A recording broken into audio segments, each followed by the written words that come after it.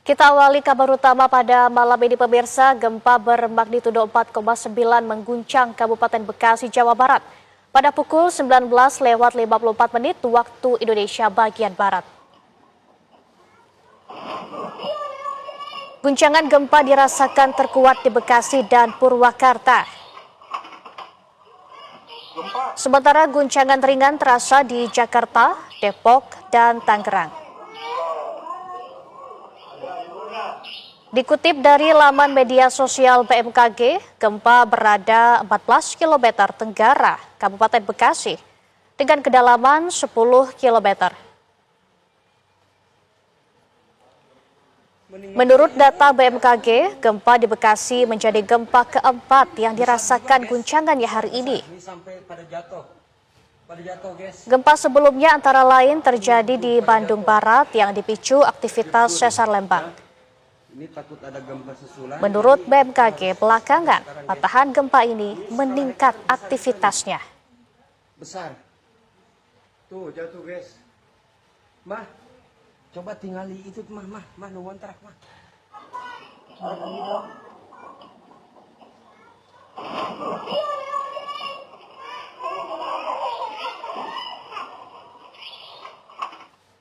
Dan pemirsa, untuk mengetahui informasi selengkapnya, kita telah tersambung dengan Ibu Dwi Korita Karnawati selaku Kepala Badan Meteorologi dan Klimatologi dan Geofisika. Selamat malam, Profesor. Assalamualaikum, selamat malam Mbak Laura.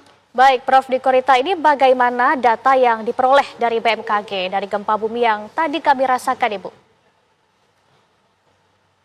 Jadi dari data yang kami peroleh bahwa gempa tersebut terjadi hari ini pukul 19:54 waktu Indonesia Barat tadi dikatakan di wilayah Bekasi ya, Jawa Barat. Kemudian dari hasil analisis kami, gempa bumi ini berkekuatan 4,9. Kemudian kami mengupdate data menjadi 4,7. Epicenter gempa bumi terletak pada koordinat 6,52 derajat lintang selatan dan 107,25 derajat bujur timur, atau tepatnya berlokasi di darat pada jarak 19 km tenggara Kabupaten Bekasi, Jawa Barat, kedalaman pusat gempa 10 km. Dan gempa tersebut terjadi dengan mekanisme merupakan gempa bumi yang terjadi dipicu oleh sumber gempa sesar naik. Jadi mekanisme patahan pemicu gempa adalah patahan naik pada busur belakang Jawa Barat. Demikian. Baik, kemudian ini sejauh ini apakah ada kemungkinan gempa susulan, Ibu, mengingat dalam hari ini sudah ada 4 gempa yang dirasakan warga?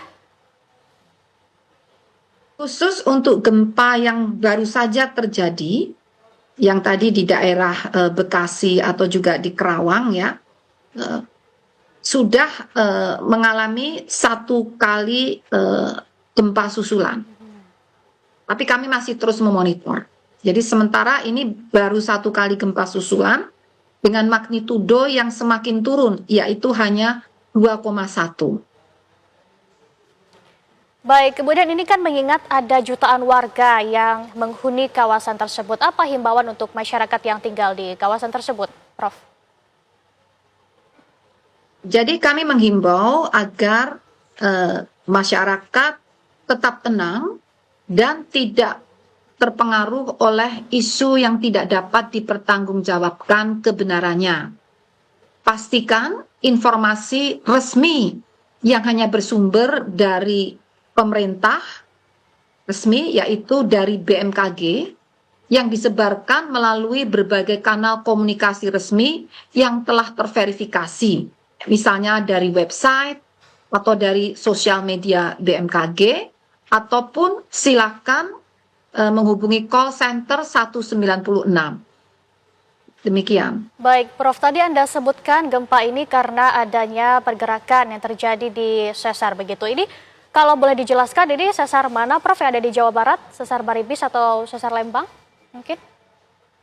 Nah, sesar tersebut adalah sesar naik busur belakang Jawa Barat atau West Java Back Arc Thrust. Demikian. Berarti ini Jadi bukan sesar, sesar Lembang. baik, berarti ini sesar baru ya Prof ya? Sebetulnya patahan itu kan sudah ada, tapi mengalami aktivasi. Jadi Baik. bukan sesar baru ya. Jadi sudah ada, kemudian mengalami pergerakan lagi, reaktivasi. Baik Prof, kemudian ini penilaian atau catatan dari BMKG sendiri ini terhadap kerentanan wilayah Bekasi dan sekitarnya yang tanahnya relatif lunak terhadap gempa. Seperti apa Prof?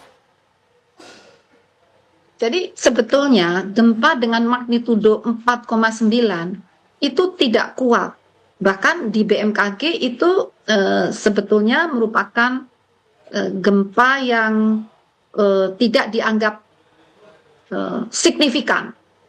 Namun karena posisinya dangkal yaitu 10 km dan berada atau pusat gempanya ini berada pada sedimen lepas ya, jadi daerah-daerah tersebut seperti Kerawang, Bekasi, Bandung. Kalau Bandung itu tanah lunak ya, Kerawang, Bekasi itu tanah lepas, sehingga magnitudo yang hanya sekitar 4,9 itu mengalami amplifikasi. Jadi guncangannya itu menguat. Terasa guncangannya tuh menjadi lebih kuat dibandingkan magnitudo 4,9 pada batuan yang keras. Sehingga dampaknya pada konstruksi bangunan itu bisa berbahaya meskipun magnitudonya di bawah 5. Sehingga diharapkan atau seharusnya bangunan-bangunan itu dipastikan sudah dibangun dengan bangunan standar yang tahan gempa. Itu sudah ada standarnya dari Kementerian PU ya atau dari Kementerian Perumahan Rakyat. Itu standar bangunan tahan gempa itu sudah ada agar tidak mudah roboh.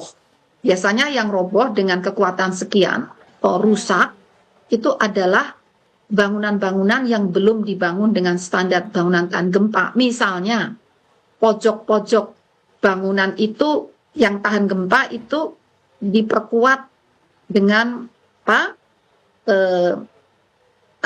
dengan besi yang dicor dengan beton di pojok-pojoknya.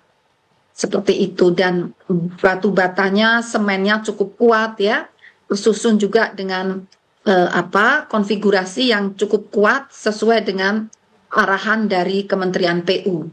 Demikian.